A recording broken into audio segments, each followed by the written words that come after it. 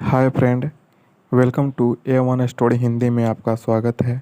आज की हमारी कहानी यूरोप में पुनर्जागरण पे है। तो चलिए बिना समय गंवाए हुए इस कहानी को शुरू करते हैं। यूरोप का पुनर्जागरण, रीनाइसेंस इन यूरोप। पुनर्जागरण पुनर्जागरण का शाब्दिक अर्थ होता है फिर से जगना। 14वीं और 16वीं शताब्दी के बीच यूरोप में जो सांस्कृतिक प्रगति हुई उसे ही पुनर्जागरण कहा जाता है। इसके फलस्वरूप जीवन के प्रत्येक क्षेत्र में नवीन चेतना आई। यह आंदोलन केवल पुराने ज्ञान के उद्धार तक ही सीमित नहीं था, बल्कि इस युग में कला, साहित्य और विज्ञान के क्षेत्र में नवीन प्रयोग हुए, नए अनुसंधान हुए और ज्ञान प्राप्ति के नए नए तरीके खोज निकाले गए।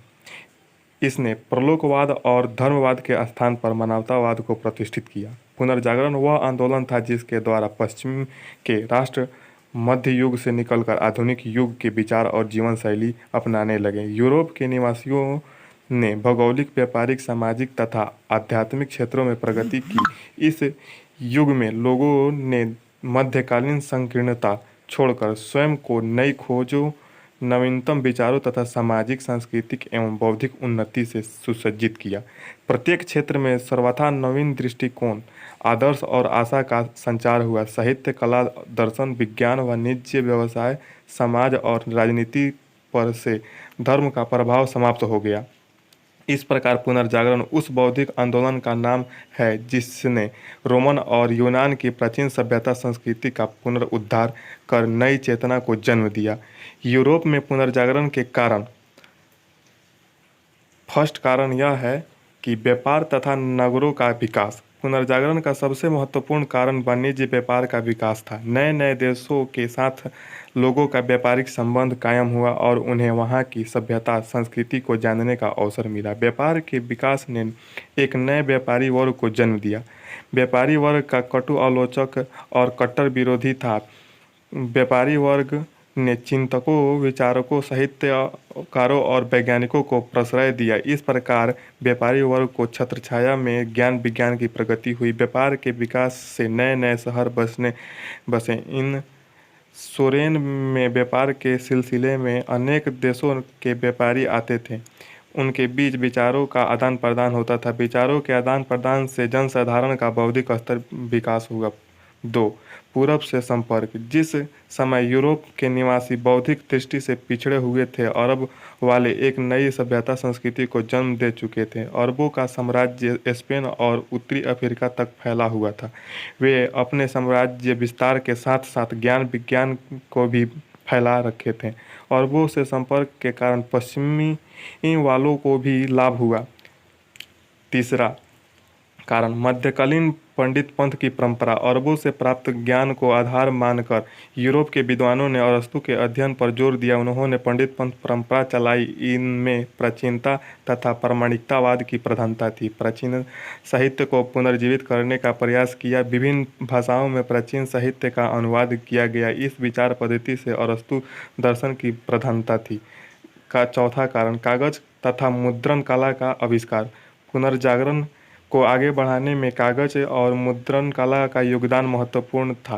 कागज और मुद्रण कला के आविष्कार से पुस्तकों की छपाई बड़े पैमाने पर होने लगी। अब साधारण व्यक्ति भी सस्ती दर पर पुस्तकें खरीद कर पढ़ सकता था। पुस्तकें जन साधारण की भाषा में लिखी जाती थी, जिससे से ज्ञान विज्ञान का लाभ साधारण लोगों तक पहुंचने लगा। लोगों विभिन्न विचारकों और दार्शनिकों के कृतित्व को अवगत होने लगे।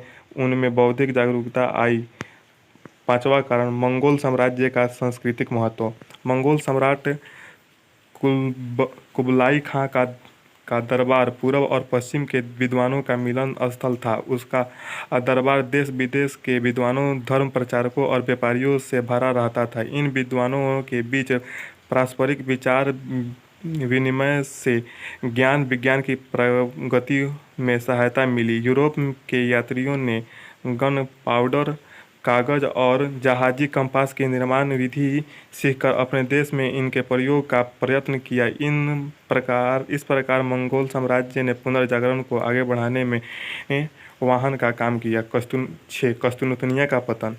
1493 ईस्वी में उस्मानी तुर्कों ने कस्तूनतुनिया पर अधिकार कर लिया। कस्तूनतुनिया ज्ञान विज्ञान का केंद्र था। तुर्कों की विजय के बाद कस्तूनतुनिया के विद्वान भागकर यूरोप के देश में शरण लिए। उन्होंने उन लोगों का ध्यान प्राचीन साहित्य और ज्ञान की ओर आकृष्ट था। इससे लोगों में प्राचीन ज्ञान के प्रति श्रद्धा के साथ साथ नवीन जिज्ञासा उत्पन्न हुई। यही जिज्ञासा यूरोप में पुनर्जागरण की आत्मा थी। कस्तूनतुनिया का पतन एक महत्वपूर्ण प्रभाव हुआ। यूरोप और पूर्वी देश के बीच व्यापार का स्थल मार्ग बंद हो गया था। जब जल मार्ग से पूर्वी देशों में पहुंचने का प्रयास होने लगा। क्रम में कोलंबस, वास्को डी गामा और मैगलन ने अनेक देशों का पता। प्राचीन साहित्य की खोज 13वीं तथा 14वीं शताब्दी में विद्वानों ने प्राचीन साहित्य को पुनर्जीवित करने का प्रयास किया। इनमें पेट्रार्क, दांते और बेकन के नाम उल्लेखनीय हैं। विद्वानों ने प्राचीन ग्रंथों का विभिन्न भाषाओं में अनुवाद किया और लोगों को गूढ़ विषयों से परिचित कराने का प्रयास किया। 8 मानवतावादी विचारधारा का प्रभाव। यूरोप की मध्यकालीन सभ्यता कीर्तिमान और कोरे आदर्श पर आधारित थी। सांसारिक जीवन को मिथ्या बतलाया जाता था। यूरोप के विश्वविद्यालयों में यूनानी दर्शन का अध्यापन होता था। रोजर बेकन ने अरस्तु की प्रधानता का विरोध किया और तर्कवाद के सिद्धांत का प्रतिपादन किया। इसमें मानवतावाद का विकास हुआ। मानववादियों ने चर्च और पादरियों के कट्टरपन की आलोचना की। 9 धर्म युद्ध का प्रभाव। लगभग 200 वर्ष तक पूर्व और पश्चिम के बीच धर्म युद्ध चला। धर्म युद्ध के योद्धा पूर्वी सभ्यता से प्रभावित हुए। आगे चलकर इन्हीं योद्धाओं ने यूरोप में पुनर्जागरण की नींव मजबूत की। 10 सामंतवाद का ह्रास। सामंती प्रथा के कारण किसानों, व्यापारियों, कलाकारों और साधारण जनता को स्वतंत्र चिंतन का अवसर नहीं मिलता था। सामंती युद्धों के कारण वातावरण हमेशा विषाक्त रहता था, किंतु सामंती प्रथा के पतन से जन जीवन संतुलित हो गया। शांति तथा व्यवस्था कायम हुई। शांतिपूर्ण वातावरण में लोग साहित्य, कला एवं व्यापार की प्रगति की और ध्यान देने लगे। शांतिपूर्ण वातावरण में लोग साहित्य, कला और व्यापार की प्रगति की और ध्यान देने लगे। सामंतवाद का ह्रास का महत्वपूर्ण परिणाम राष्ट्रीय राज्यों का विकास था। लोगों में राष्ट्रीय भावना का जन्म हुआ। यूरोप में पुनर्जागरण यहीं पर समाप्त होती है। बाकी वीडियो देखने के लिए मेरे चैनल को सब्सक्राइब कीजिए और लाइक कीजिए।